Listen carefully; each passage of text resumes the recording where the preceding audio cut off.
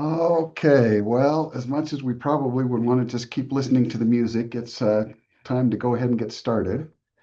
And so I want to thank everybody here for taking some time out of a busy schedule um, around finals and everything and Christmas to take a little time to consider program stewardship. My name is Richard Swan, and I am the Associate Director at the Center for Teaching and Learning. And Janet Losser is our director, and actually, I would like to let her have a few minutes here to kind of do some introductions and give us some background. Janet, if you want to take it away. Sure. Thanks, Richard. I want to say thank you too for being here. I know it's a busy time. So we're going to get to it and kind of get through it and clip along as we share about program stewardship with you. But I want you to know that if you have questions, you are more than welcome to chime in. And our hope is that when you leave this meeting today, that you'll have your questions answered and you'll know the direction on campus for moving from what was previously known as the alignment table to this new software, the program stewardship. And it's replacing the old system. The alignment table had a place, it had an essential role in getting us to where we are today. But it's moving, this new approach to reviewing your programs is it's the dog wagging the tail, maybe I'll say, instead of in those of you that participated in the previous way, the alignment table probably will agree with me that that felt like an exercise of compliance. And so we wanted to get away from that. That's what the university direction is, to do what makes sense and have an opportunity to review programs in meaningful ways. And so Richard is going to be sharing some rationale of this new program along with some nuts and bolts of how to do it. And so it's never really easy to getting to know a new piece of software, and it comes on the heels of learning about Workday, so that's not fun. But I just want you to just keep three things in mind as you listen to Richard and learn about this new software. That there are three things that we're considering, and I think that'll make sense to all of you. What can our students in our program do? And what are their perceptions of their experience? And what are we going to do to make it better? And those three things really are what you're looking at, the students' progress through the program, how they see that progress, and what you're going to do to make it better. So I'll just go ahead. It's simple. It's a simple approach, but so don't get caught in the complication of learning a new program while you're deliberately looking at best practices in your program and how to continue through the cycle of continuous program improvement. So I'll turn the time over to you, Richard. Okay. So what I want to do really quickly is kind of give some background, and in doing that, it's actually answering some of the questions that have come up over and over again. But I think it will give you a good idea of kind of what the system is, why it's built the way it's built, and what the intent is behind it. So let me just go ahead and dive in. And one of the first questions that is always asked is, who is program stewardship for? And the actual fact of the matter is that program stewardship is primarily for you and your program, that it's an opportunity for you to look at all the evidence that you have about what's going on in your program. Where are you doing well? Where could you have room for improvement? What do you want to do to make your program a little bit better? And that really is the primary audience for program stewardship. Now, it's also true that BYU has a vested interest in your program. BYU is engaged in the same process of evidence-based continuous improvement, and they have to show that to accreditation as well. And so it turns out that many of BYU's goals are achieved down at the program level. And so there's certainly some interest there to see that what you're doing is helping the institution accomplish the aims of a BYU education and to accomplish some of those strategic initiatives that they're working on as well too. So that's a secondary audience.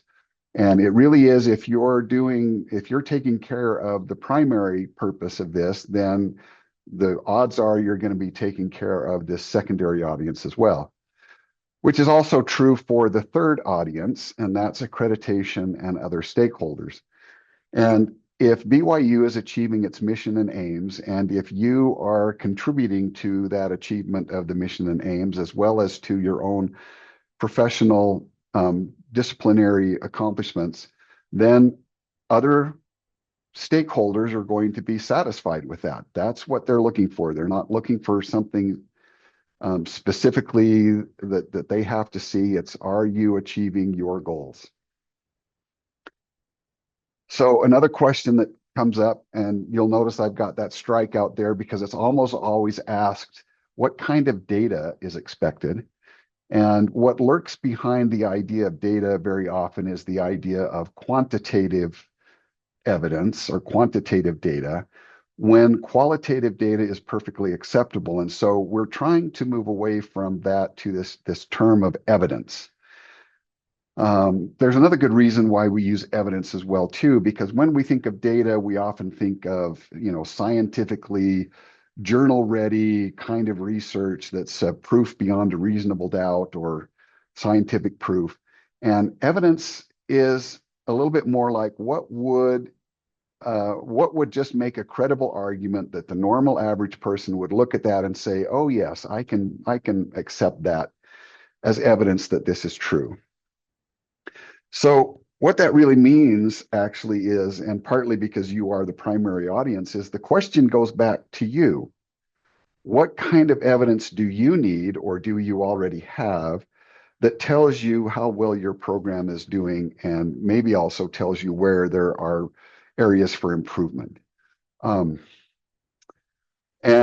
we'll look at a couple of those more specifically. For example, in the area of student learning, it's ideal if you have a culminating experience for your program. You'll see the quote there in the bullets from the BYU policy document that culminating experiences afford students an opportunity to review, synthesize, and demonstrate an understanding of a course or program as a unified whole. And so that's kind of the idea. So rather than looking at the whole mountain of evidence of student learning, if you focus on that culminating experience, because that's happening at the end of the program, that's going to be your best source of evidence for how well students are achieving your program learning outcomes. Now, it's probably a good idea as well, too, that you don't just look at what's happening at the end, but that somewhere along the line, you take a look at how students are progressing through the program.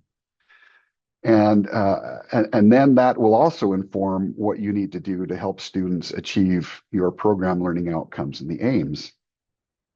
Now, I do want to say there are some that we see doing this really well. For example, in music, my understanding is that they have juried performances for their students, I believe at the end of each semester, but I know for sure at the end of each year. And they use those to actually help both them and their student know where they're at in the program and what they individually need to do to improve their performance. A couple of other sources might be for this area. There is on data.byu.edu. There is a source, an institutional source of data about whether the majors are preparing graduates for employment. That would be a good source. Let me make a little note here that that just recently, within the last few months, we've made it available. We've made sources of evidence available at data.byu.edu, and you now have been assigned a new role as a program assessment coordinator that gives you access to this set of data. So if you go to data.byu.edu and log in, then you should see a list, and I'll show you the rest of the list on the next slide. You should see a list of reports that you can get from the institutional data store. So here's the other list, right? Sources of evidence from the learning environment. Here are a variety of things that you could access from data.byu.edu. And any other sources that you have, which could include student ratings and comments. Um, it could include any surveys that you collect on your own. Any of those other things that you do as well too would be great sources of evidence for the learning environment.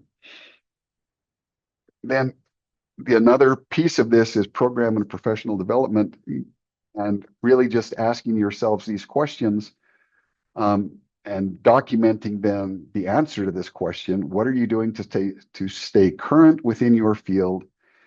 And what are you doing to help your faculty and staff develop professionally, as a group, right?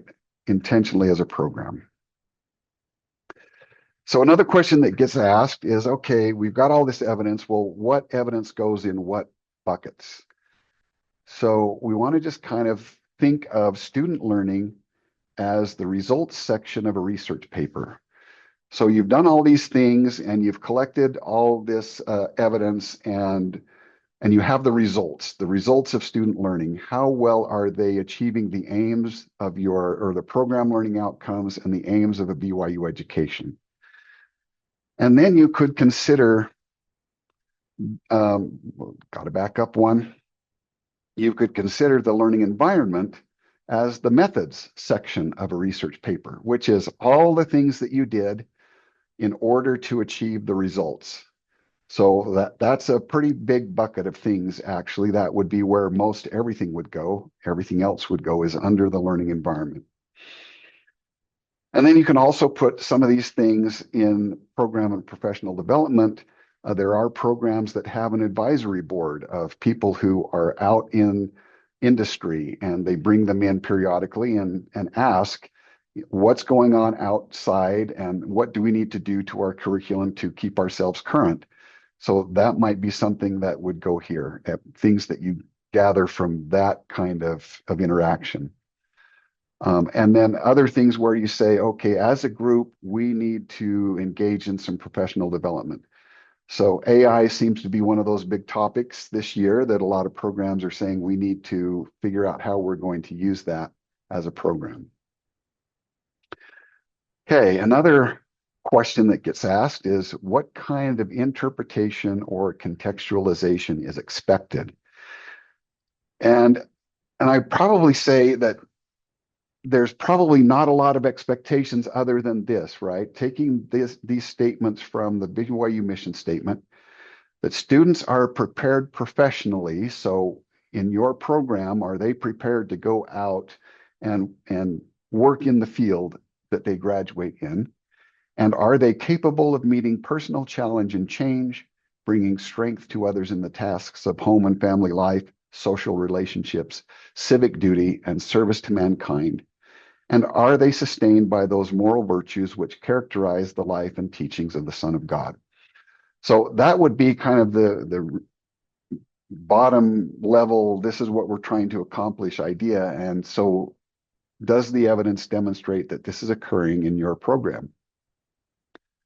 And the second bullet there is, are you then using this evidence as well to consider how you might improve the program, refine it, adapt it so that these things are being met? Okay, and what is the process? So I'm going to show you the process in its ideal form, and this is the way it goes. First of all, you look at the evidence that you have and you say, okay, here's some things we're doing well. Here are some things where we could improve. And then using that evidence, you plan actions that you're going to take to build on your strengths and to address areas for improvement. And as you're taking those actions, then you also document the evidence of what's happening as a result of those actions that you are taking. And then to close the loop, you actually report publicly on the results of those actions. And so that's the cycle. Then you begin the new cycle again, looking at the evidence to decide what you're going to do next. Okay, so it doesn't play out that way over time. That's the interesting thing, and that's where people sometimes get confused. So What happens is at the end of the year, you're closing one cycle by reporting the results, and then you're opening a new cycle by evaluating the evidence of how well your program did this year, and then planning the actions that you're going to take in the coming year. And then for the whole new year, you are taking action, following up on those action items, and you're documenting the results so that back again at the end of the year, you're then reporting and then starting a new year. So that's where it sometimes gets a little confusing that you're doing closing one cycle and opening a new cycle at the same time. Okay, so we want to also kind of propose an idea of who are the parties that are responsible for the different things. And most of you, I think, are program assessment coordinators. And so your job essentially is to gather the evidence and report on the results of actions taken. And then you collect the evidence for the program for the year that you're in, and you're evaluating that to identify areas of strength and areas for improvement. And once you've done that, that should be pretty much the end of your job, at least at this point as the program assessment coordinator. Because what's supposed to happen after that, and this is actually an accreditation requirement that faculty are involved in some way in making decisions, in making curricular decisions. So what should happen then is that the faculty, either as a committee, like maybe a curriculum committee, or the faculty as a whole, it depends on your department and how feasible those things are. They should get together and look at the reports, look at program learning outcomes. And one of the things that then they do is to actually propose the actions that they're going to take for the coming year. And it's that group that is supposed to put forward the action plan for the coming year, not you as in the program assessment coordinator trying to think those up on your own in your own office. And after that conversation, then either the program assessment coordinator or the department chair can submit all of that collected together to the associate dean. And then the associate dean can look at that and approve or send it back. And one little note here is that is the associate dean of your college is the final person to take a look at your program report for the year. And then also inside that program stewardship, you can assign responsible parties. So who is responsible for action items throughout the next year? And so they should then be following up on those during the next year and documenting those results so that they can be reported on at the end of the year. Okay, so I'm going to, well, I guess I could ask for any questions. After any questions, we'll jump into the software and kind of take a look at that. So any questions at this point? While I get things ready for the next step. Okay, wow, I must have explained things so perfectly. Wow, just kidding. Okay, let's jump in. Okay, so what's going to happen is you will go to get out of the way control so that I can actually work this thing. So you'll go to learningoutcomes.byu.edu and you will need to log in. And I'm going to back up here a little bit before I show you this example. So when you log in, this is what you'll see. You'll see the list of colleges. And so I'm going to go ahead and select business. And then you should see your department. So you would select your department. My example was marketing and global supply chain. And then you select the actual program on the left. So here's global supply chain management BS. Select that. And now you'll see the green button that says edit view program stewardship. If you want to see the history of your program, right next to that is the edit view alignment table. And so you can see the history if you need to right there. But we'll click on edit view program stewardship and you will notice that the first thing you see is report results. So that would be the first step that you would take to start closing out the year, which could be happening in a couple of months for many colleges. So I want to kind of show you a couple examples here. Here's a global supply chain, and what you'll notice is there's not a huge laundry list of action items that they have here. There's there's a small list, right? Okay, so what I want to show you is here's one end of the spectrum. Now, here's construction and facilities management, and you'll notice they have a good chunk of action items. Now, the point of showing you both of these is to say neither one of these is either right or wrong. It really is a matter of what you as a program feel like you can do within that year, the things that you decide to do together as a program. That's what should be in this list of action items. And then just to give you a preview, as I'm going to jump to this one, as you review evidences, so here we have student learning, the learning environment that we talked about. We have program and professional development. So this is where you would upload evidences of what you're doing. So you can see here are these links. So to add a source of evidence, you add a source, you give it a name,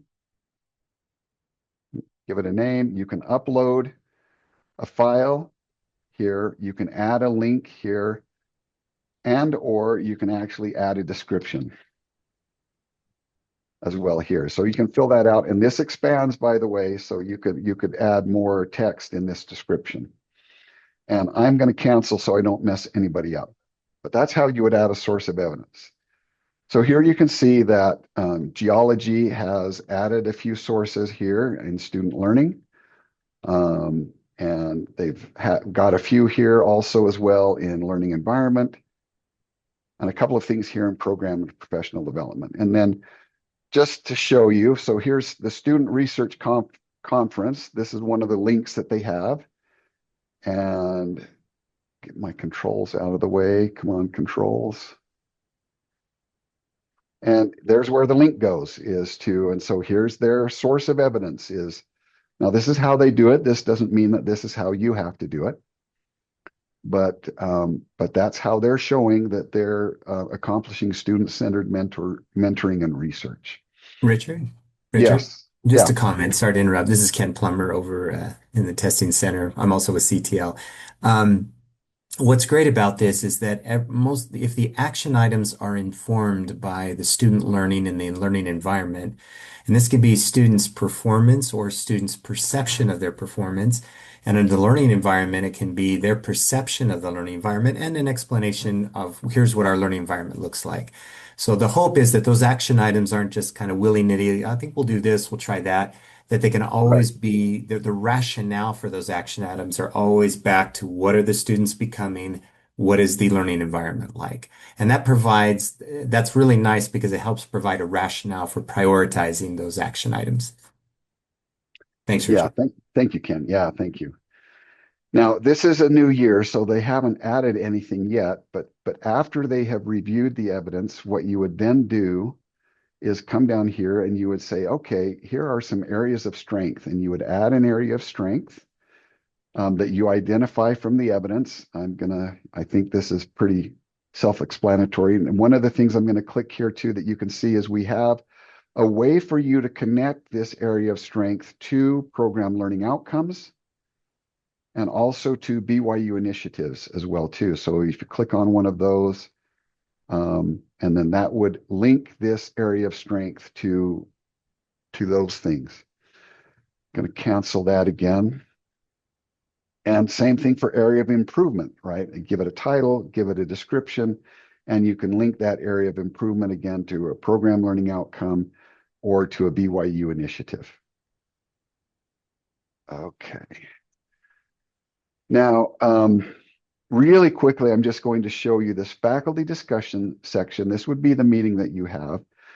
One of the things that would be suggested is that you review the program learning outcomes and the program purpose at least once a year. You take a look at the reports of what we did last year so that everybody can kind of see and they have a chance to comment if they see anything that they feel needs to be addressed. And then you're here to evaluate the program's stewardship. And again, will be empty because we're in a new year, but you would add strengths, you would add improvements, and you could also add action items in this discussion. This is going to, okay, hold on. And what that then is going to look like when it's all done is you will have your reports on your actions that you completed during the year. You will have identified areas of strength and areas for improvement, and you will have an action plan for the coming year. And that you would submit to the associate dean. Okay, so getting down to brass tacks, what is it that you need to do to get on the program stewardship software to get this ball rolling? And the way to do that is you can come to this report results, this first page, and look at student learning, the learning environment, program and professional development, and simply add any action items that you as a program are currently working on. And however many those are in whatever category they fit. And so that actually then gets you prepared to come back in whenever your program is going to close the loop and then report on the results of those actions and then to begin to review the program and plan actions for the coming year. So pretty simple, I would think, at least to get started. So with that, I am going to open it up for questions.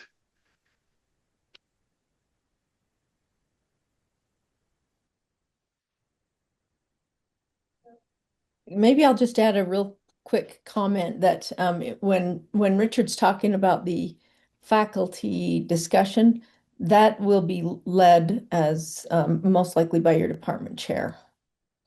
Yes. You'll be a part of it.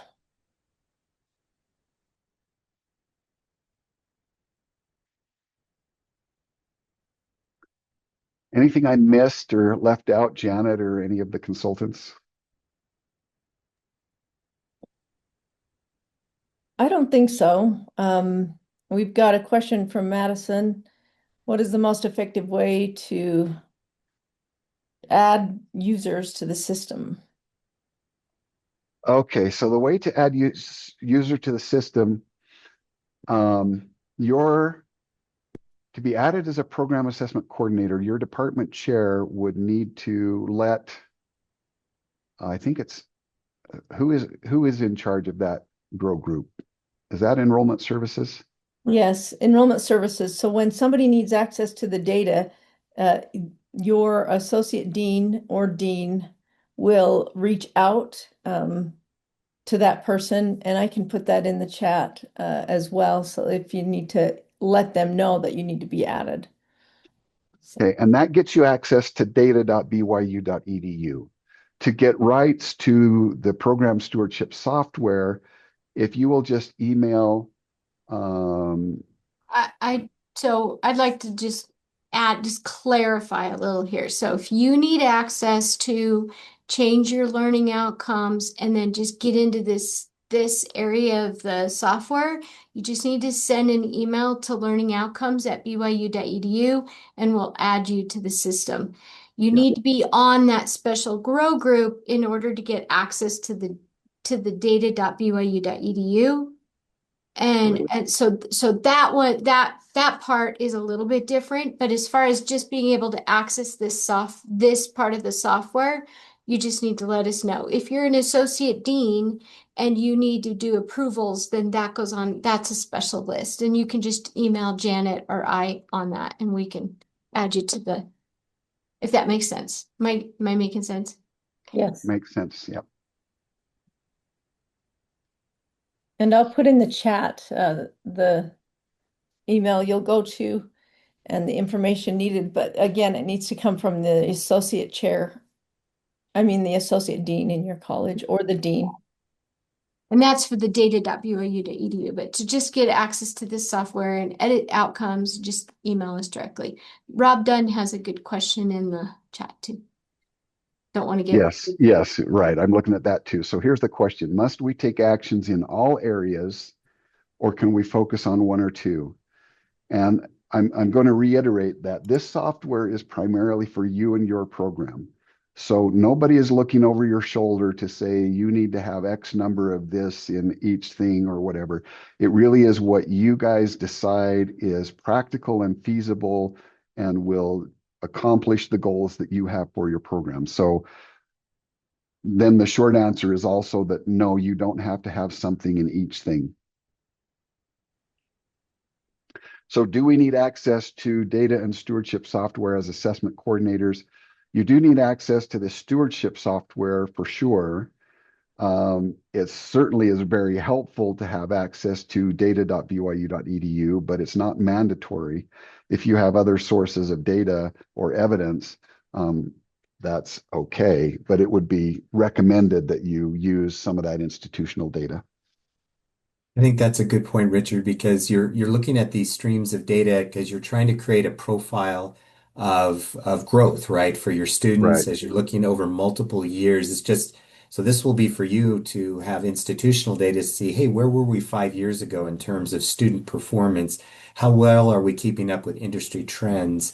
What are we seeing in our students in terms of the strength of their conversion and their testimony? How's that all interrelating? And so really, we hope this is just really helpful institutional data that you can look back on and continue looking at a trajectory moving forward in terms of student growth and the strength of your program as well. Any other questions?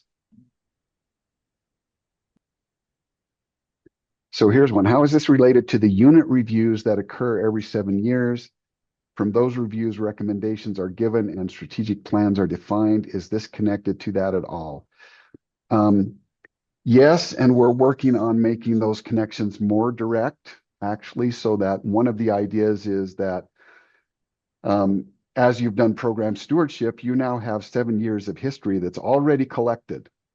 And you can go back and summarize that for unit review rather than having to kind of scrounge up all the data and kind of do it all over again.